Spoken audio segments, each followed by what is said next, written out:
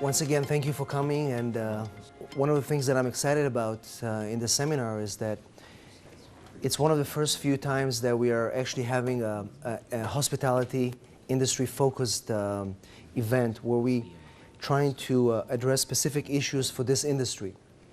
And one of the things that we've done in our firm, where we are a one-practice firm, all we do is immigration law. And in the legal field, as we evolve in this profession, working with a firm like Higgs, where they're leaders in their field, supplementing it with a specialty area like immigration is interesting because we're able to provide only one expertise.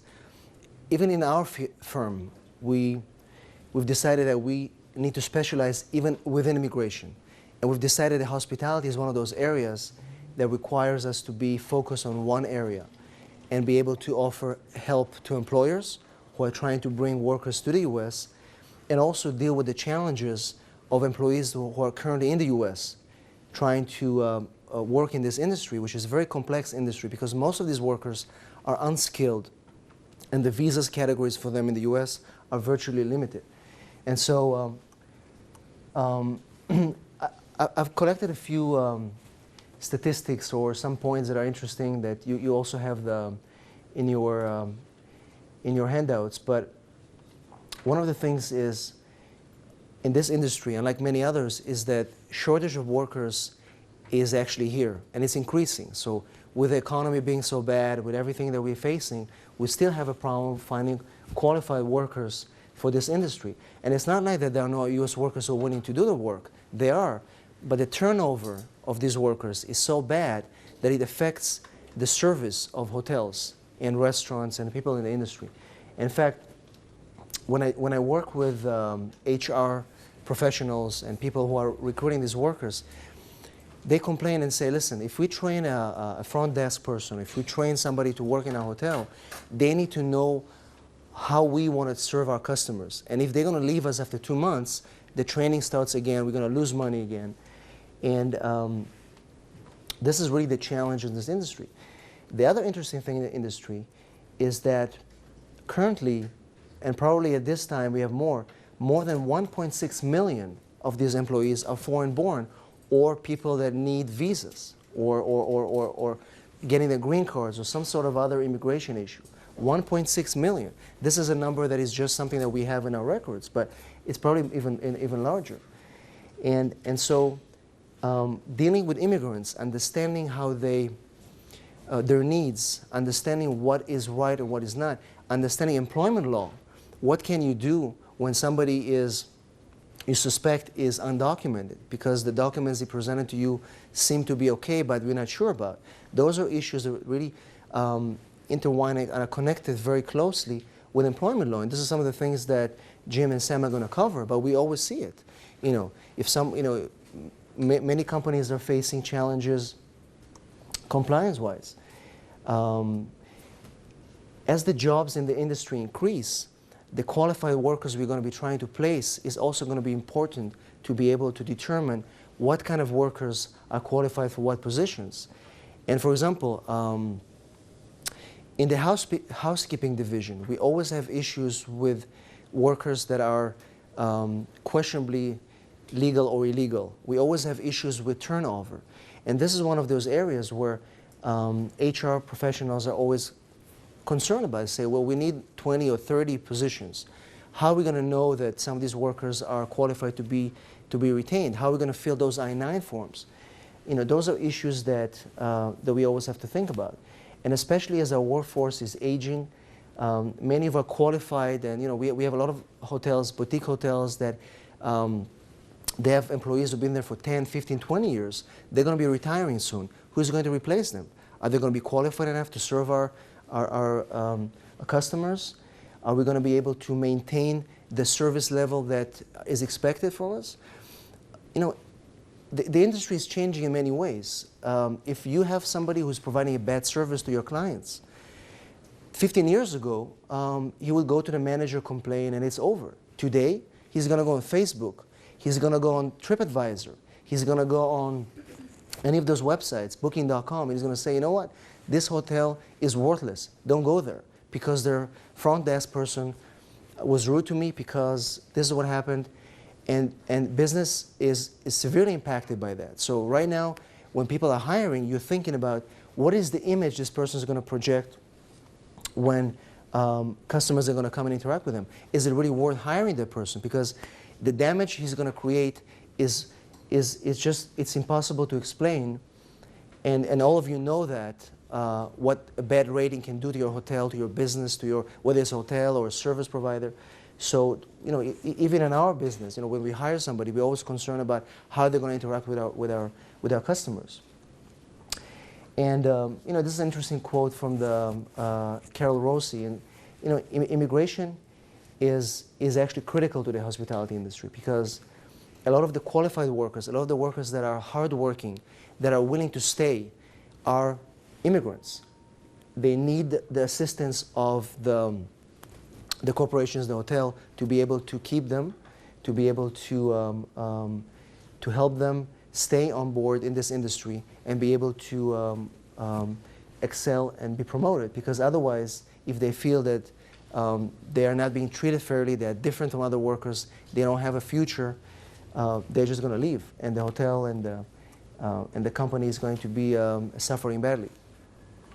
You know, typically what I do is covering some considerations that we try to go over when we deal with some of the HR personnel.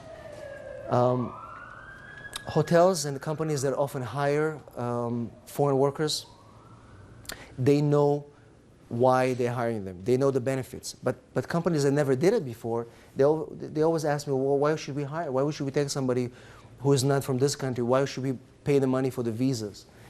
They want to know how to hire those people. Let's say they have somebody that is, for example, many companies, they bring on J1s workers, and we're going to cover that visa.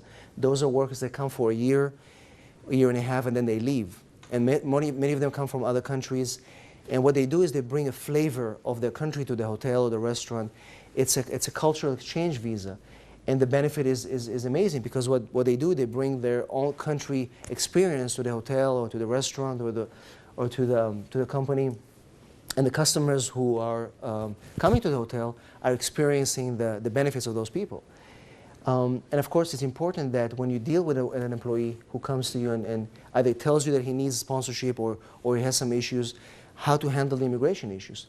You know, if we suspect somebody is illegal, what do? Do we terminate them? Do we not hire them? What is legal, what is not legal? Those are employment law issues that we have to know about. Something basic.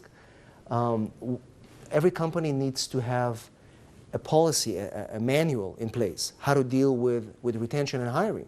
Because if one person is doing one thing and the other person is doing another thing, that's when discrimination becomes a problem. When you have multiple of these visa cases, multiple employees from other countries, you need to know when their visa expire. What do you have to do? How do we keep them longer? How do we renew it? There has to be a system where there's some of an alert to let you know that the visa expires. Are we going to renew it or not? Those are things that we tend to do by working with the HR person, creating a system of interaction via email, via login system where we work with them, and it's easier to control it this way. And of course, if somebody comes in and you want to be able to hire them, especially in this industry, there's a very, very common confusion. Everybody knows about the H-1 visa, maybe the J-1, but they don't know about all the other options that we're going to cover in a second. So it's very often up to the employee to explain to the HR person or to the manager what is the best visa for them to be hired on. And this is where we come in, and we're going to try to explain to the HR person that you have many options depending on where they're coming from. If you feel that they have an issue with status, you need to know what you can ask them. If you're going to be doing verification, you have to do it for everybody, not just for the foreign workers. And as far as many employers, they want to know, well, if I'm going to sponsor somebody, does that mean that they have to stay with me for 3 years? Is it a contract? And it's not. You know, sponsorship is just like it's a way for you to be able to take on the employee, but it's not a contract. So if somebody's not working out, you can terminate them just like you terminate any other U.S. worker. So there are many options for companies to sponsor workers. There are many agencies who help finding employees, recruiting agencies you can work with. Many of the costs of paying for the visas can be transferred to the employees just to make sure that they're going to stay with you and you're not going to waste the funds of bringing them over. And many employers create a system of benefits saying, you know what, if you stay with me for a year or two, I'll refund some of the fees back to you. We'll help you with green card sponsorship. We'll help you with all kind of issues. Most of these companies that hire these people, they all benefit from those workers, either by getting their trust, their commitment, the fact that they are going to stay on for the benefit of the visa sponsorship. And it's just the way they do their work, so grateful because they had the opportunity to work in the US. It's just amazing. And I feel that working together with US workers, the combination of those two different approaches creates a very strong and unified workforce, which we feel is very beneficial to the employers. So I'm just going to run through a few of the visa options that may be known to some of you, but maybe not known to others. H-2B visa is a seasonal visa.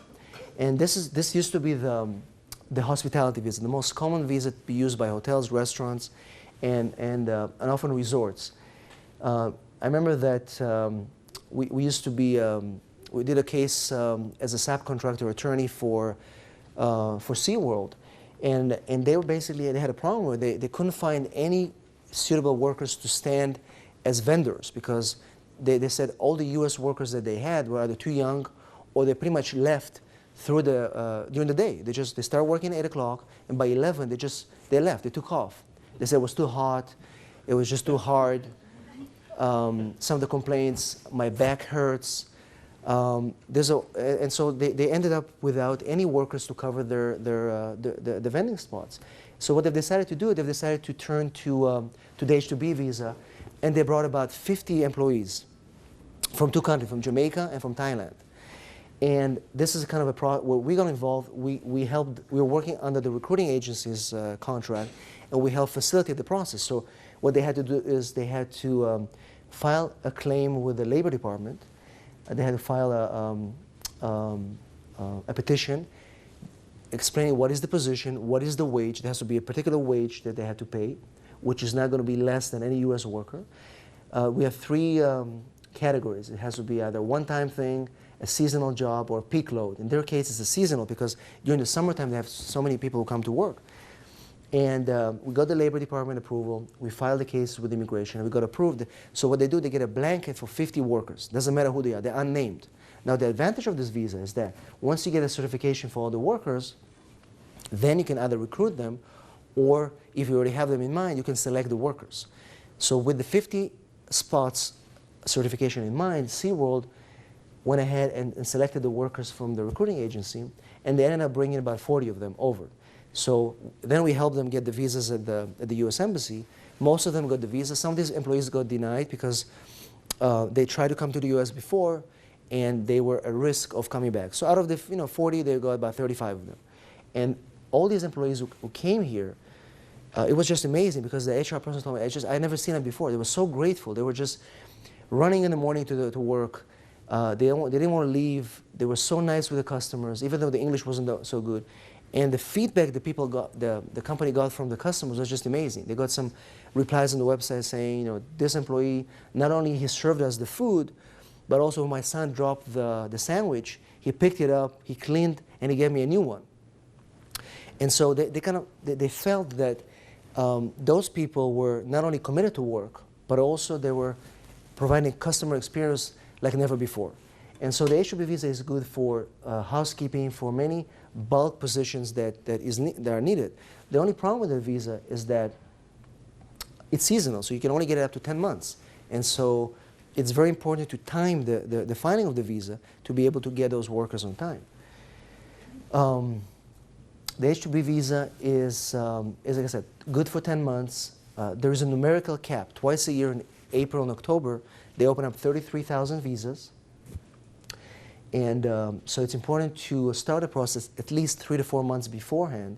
And so companies like SeaWorld, Disneyland, they have actually an H-2B division where they have a chart and they time all the different positions in the company and they file it. It's kind of like a rotational thing. Jacob, is that cap met generally every year? Every year. The cap is met every year. In fact, right now we are, what happened this year, there was a glitch in the system in the Labor Department. And what happened is that the wage certification, which is the wage we're supposed to pay these people, which takes about a week to get, this year, 60 to, we have some people in the audience here who are one of our clients who experienced that, 60 to 65 days to get the wage, which means that we cannot file with immigration until we get the wage certified. We cannot advertise the position until we get the wage from the Labor Department. And so this year we feel that a lot of employers are going to be impacted. In fact, we have a client who is in the circus business. We are helping again as a subcontractor, and these people need to get the technicians over, and I was consulted because of the problem with the wages, whether they're going to be able to make it, and I don't think they will. So they're going to have to turn to other visa options to get those people over here. But the H-2B visa used to be a very good visa and still is for the hospitality, because all you need is 6 months experience, and sometimes not even that. So you really you don't need any qualifications. All you need is to have a clean record, be able to come and work, and be selected by the company. So the H-2B visa is really is an amazing visa to be able to use, especially if you need more than 5 workers at a time, I think. The J-1 visa, I'm going to talk about it real quick. It's a trainee visa based on a treaty that the U.S. Has with many countries. It's an exchange visa, which allows a young person under the age of 36. They consider 36 to be the cutoff date, which is kind of, I think it's discriminatory, but it is the date. You cannot be over 36. It's very difficult to be over 36 to get that visa. But usually 18 to 36, and you can be a trainee or on an intern. So you can be in school, take a semester in school, and come here to work in a company. It's an amazing opportunity for employers to get young staff to work. And the nice thing about the J-1 visa is that the employer is specifically being used as an employer. So we have a third-party agency that provides the health insurance, that provides the placement, and the company in the U.S., the hotel, the restaurant, the business company, all you are is just as the host. So there's no fees virtually to spend. Most of the fees is paid by the employee to come here. Health insurance is provided, and the J-1 has amazing tax benefits because you don't have to pay FICA or unemployment taxes as an employer, which is quite a lot of money. And all these people are exempt for the first 2 years, which makes the visa very attractive for many companies who want to try trainees. They want to try employees. They want to see if they're going to work out for 1 year. You get the visa. It takes 5 weeks to do it, and then they come here. There's no cap. Come anytime. And the visa has 2 categories. We have a summer work and travel. You've probably seen those guys who ride their bikes in San Diego, those pedicab drivers. Most of these people have a J-1 visa for the summer, from Brazil, from Europe. Very easy to get. And for restaurants and hotels and any other companies, it's an amazing way to experience the employees, not spend too much money, not offer any benefits as far as an employer. And then if you like that person, then we can move on to the other categories and try to get them on board. Now, the H-3 visa is a very unknown visa, and especially for hotels and restaurants and people in the industry who know about the J-1 and the H-2B. The H-3 it's an unknown visa that only in the past 5 years we started using it for the hospitality. We've actually one of the first to develop a training to use that visa. Before that, it was only used by schools and organizations that bring teachers over here. The way we use the H-3 for hotels is that somebody finishes the J-1 program, and then there's no way to extend a J-1. It's only a one-time visa. So we bring the H-3 and we create an advanced training in any field, and especially in hospitality, we use several fields. We use marketing, we use social media, and we use mediation in hospitality. Those are areas that we have to show are not available anywhere in the world, because that visa says that we allow you to bring a trainee as long as you can show me that that training is not available in China, in Europe, in any other country. And so we were thinking, what is not available in Europe? You know, if you have a French chef, we cannot tell immigration that there's no cooking classes in Europe. If we have a German engineer, we're not going to say that Germany doesn't offer. So what we did, we said, let's look at the U.S. as a country. What do we offer? We offer superior management skills. We offer marketing training. And social media is a new medium right now. So what we do, we weave in the social media training with the existing concept of hospitality. And so far, knock on wood, we've been very successful in getting those visas approved. In fact, when we get the request for evidence from the government, and they say, well, what do you mean there's not available? Explain. Then we give all these testimonials, and we actually created a 65-page manual in-house for the hospitality. For every hotel, we customize it to show what they can do and how they can train their trainees. And so far it's been working very well. There's no cap, and you can group up to 3 or 4 trainees in one visa. And now it's kind of the leading visa for hotels and restaurants to be able to keep employees beyond the J1. And we are very vigilant about keeping the trainings a secret. So we don't share it with anybody except from with the HR personnel. And even within our firm, we limit the access to the training. It's so secretive. So it's only me and Kate can see it. Because we don't want people to copy it, and then immigration is going to say, well, everybody's doing it, why would we give it to you? So we try to modify, we try to change it. And the J1 is, again, it's a conversion for the J1 up to 22 months. We can group trainees, and like I said, filing fees are very low. It's only $325 for one application, which is amazing for hotels to be able to use that and get workers. And what we're doing right now, we're trying to work with other countries who want to bring trainees to the U.S. and work with hotels here, and especially countries like China and Thailand, where their hospitality is actually growing right now, and they feel that coming to the U.S. to learn is actually an amazing benefit for them. So the H3 is really the kind of the star visa right now that we have. You know, H1B is, most people have heard about it, it's visa for professionals, people that have college degrees or the equivalent.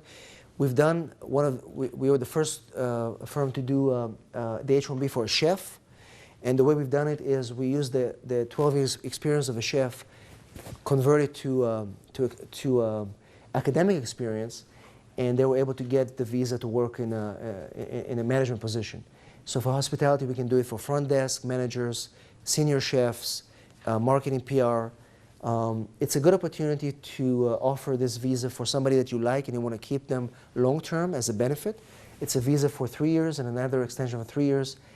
And you can get a path to green card. This is the only visa that allows you to sponsor somebody for a green card. And there's a special provision for countries like Singapore and Chile. They have their own H-1B ones under a special treaty. So I think it's an amazing opportunity for employers to be able to keep high-quality workers under this visa, which requires normally a bachelor degree, but we can also use 12 years experience as an alternative. We are here on the border with Mexico, and we're close to Canada as well. A very unknown visa. It's called a TN. TN visa is only available for Mexicans and Canadians, and has a special classification for hotel managers. So the way the TN works, we have 65 professions on a list: attorneys, accountants, doctors, architects.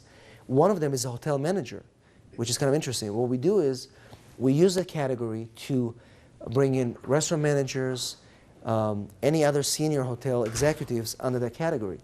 If you're Canadian, it's the only visa that allows you to take your package with you to the port of entry, cross the border, and come back after 1 hour with a visa. It's unbelievable. Mexicans must go through the U.S. Embassy in Mexico, which takes about a couple of weeks. But we have a lot of interest from Canadian executives to work in hospitality, senior managers, marketing people.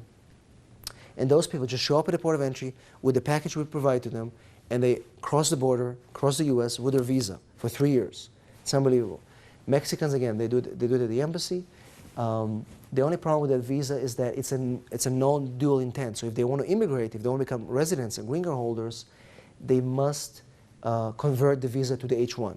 But it's a good alternative for people that are from those countries. And we have a lot of people from Mexico who work in the U.S., and they can qualify for this visa. So it's good to know about the TN. Quickly about the O1, sometimes we deal with star chefs. I remember that several years ago I was working on a case for a restaurant in Chicago. I cannot mention the name.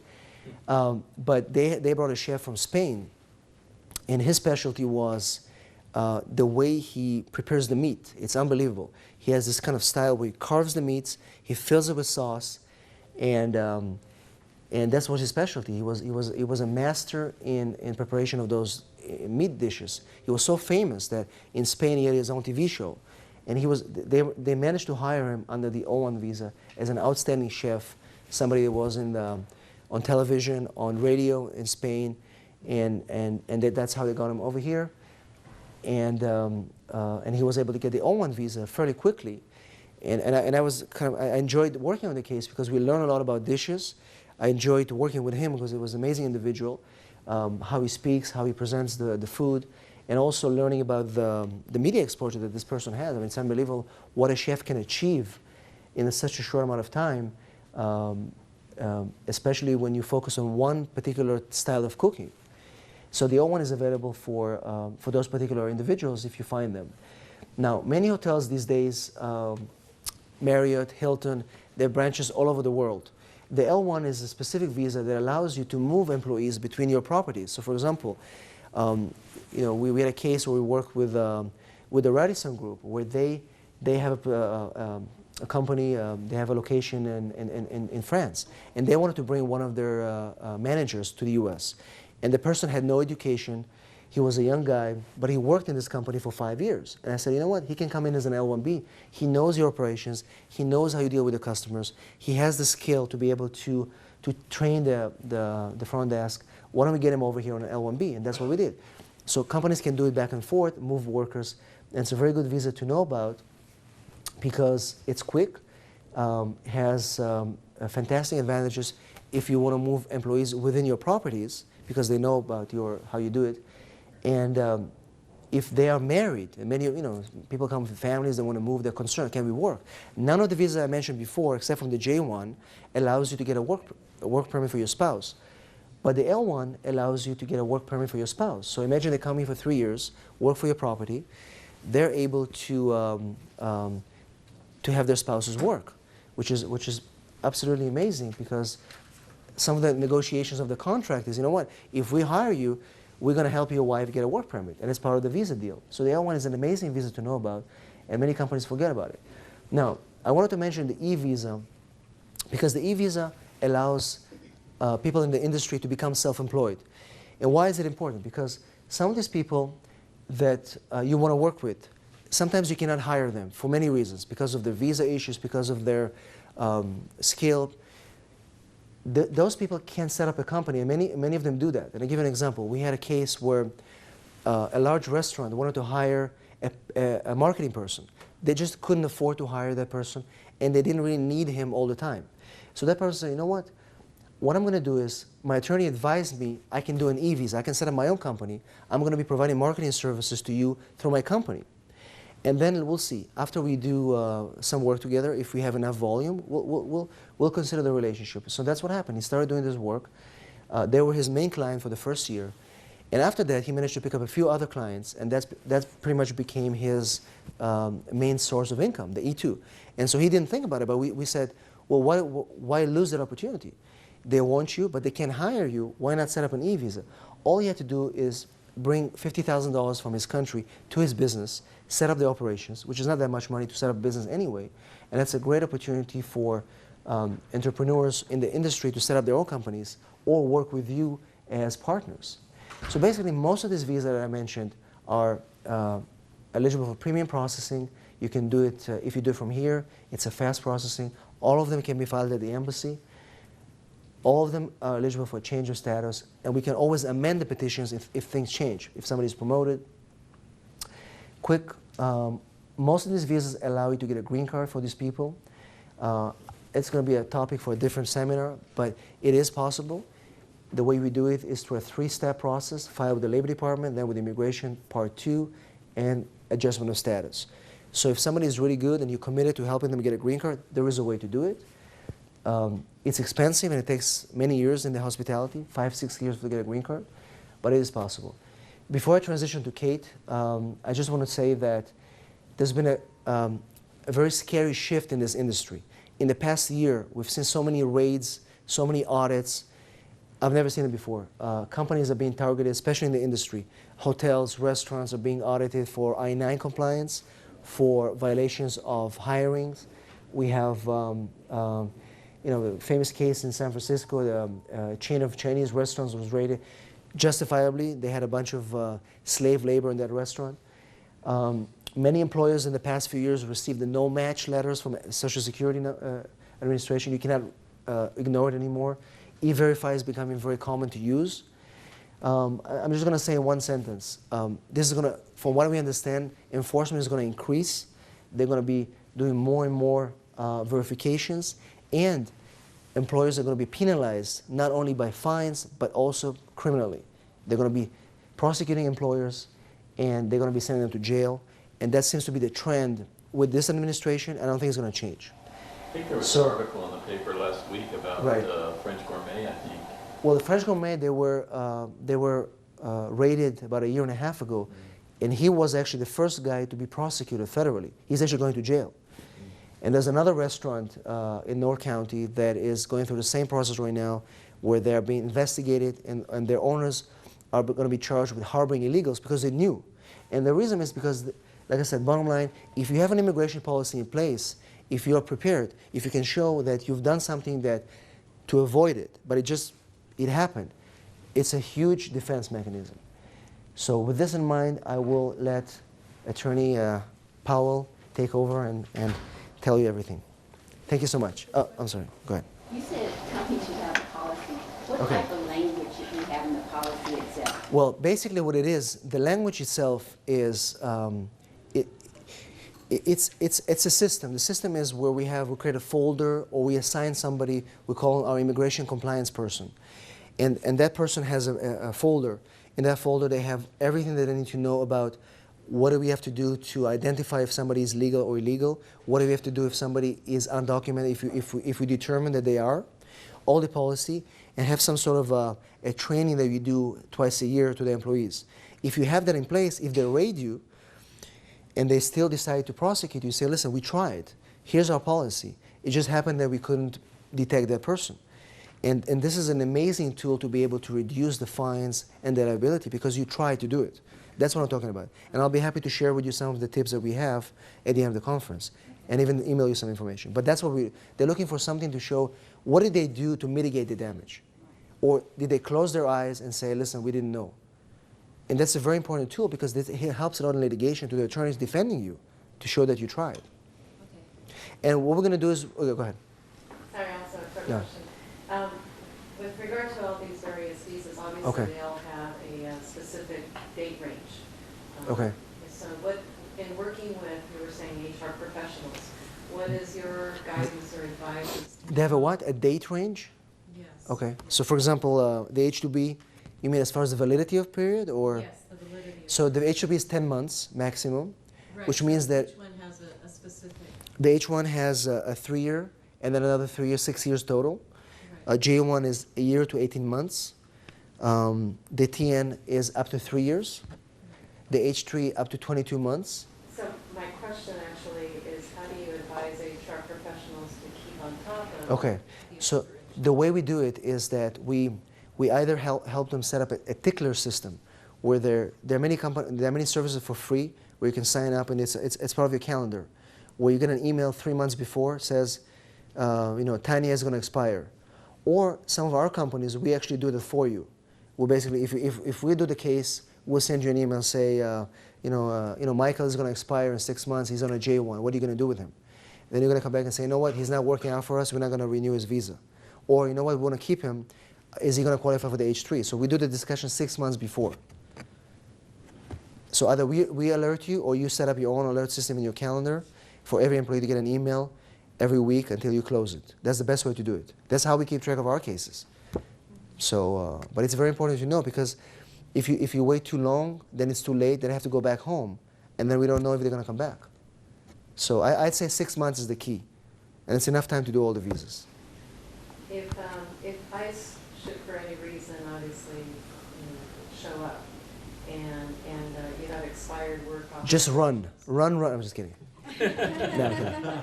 If they show up, the first thing that we do is that you know, you can tell them that you have to accept their order. You have to look at the, you know, you don't have to sign anything. If they have the order, you can say, I want to call my attorney. They will allow you to call the attorney. The attorney can show up and be present at the audit. But it's not like they're coming to arrest you. Typically, they'll send you a letter saying, you know, there's going to be an I-9 audit. It's different than a raid. A raid is different. A raid is something that they come, they seize all the files, and then the attorneys take over. When they do an audit, they send you a note saying, you know, you have 3 days to submit all the stuff, and you have to comply with the procedures. Okay. Yes, Cindy? So, the year 2012 approaching, do you foresee any changes in either the H's or the J's, the visas? Well, I think that the J ones are going to be more tough to get in the embassies. The embassies are very tough right now. There's more denials on those visas. As far as H-1Bs, they've been hard in the last 2 years anyway, with so many RFEs. H-3s are still an option, but we feel that they know that, we feel that they feel that the H-3 is becoming like an excuse for a work visa. So we're very careful how we present those training plans. But I think it's going to be more difficult, and enforcement is going to be on the rise, for sure. So the only hope is that 2012 is going to be a year of tests. They're going to test to see how employers are reacting. And then we feel that 2013 is going to be a year where new legislation is going to surface. For example, they're talking about a permanent guest worker visa. They're talking about reforming the H-1B visa program to allow more flexibility for people without education. So 2012 is going to be a tough year for employers. So that's why we say you've got to be careful. You must be prepared with enforcement backup. So you have everything ready for files to show that you've done everything you could, and kind of be on the defense side. If you are audited, you have everything in place to show we've done what we could, and it just happened. So if you are prosecuted, you have more defense for the attorneys to save you. And yeah, go ahead. No, go ahead. Okay. I was going to ask you about the H-3 visa. Go ahead. And what we're going to do is, I'll be happy to answer more questions at the end, because I know that Kate wants to speak, and then Jim and Sam have more things to say. So at the end of the session, we'll answer all the questions, I promise.